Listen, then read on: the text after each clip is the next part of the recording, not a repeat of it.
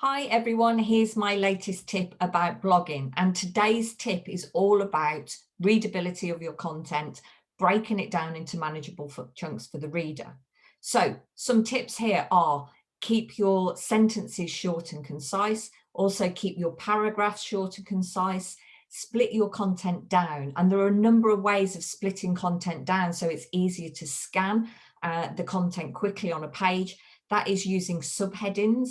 Make those subheadings descriptive with keywords, not necessarily for SEO purposes, but keywords for your reader to easily be able to find out what each of the sections of your blog is about if they just scan down it quickly.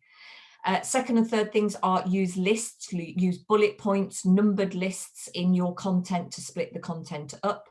Quite often as well on a page, you can use things like break lines that just visibly split content up, or potentially use imagery as well. So there's a number of ways to split down blog content to make it more accessible and more readable for the reader.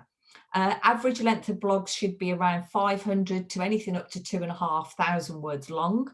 Clearly, the longer your blog, the more time you need to spend thinking about how you split that content up for the reader. HubSpot recently did a survey of their own blogs and actually said their most popular or blogs that got most engagement were actually 2,100 to 2,300 words long. That's a really long blog, so clearly you need to split that up really well using different techniques. However, you could write a 500-word blog, and as long as you optimize it using all of the tips from this series of tips that I'm giving you, it can still be a very, very successful blog.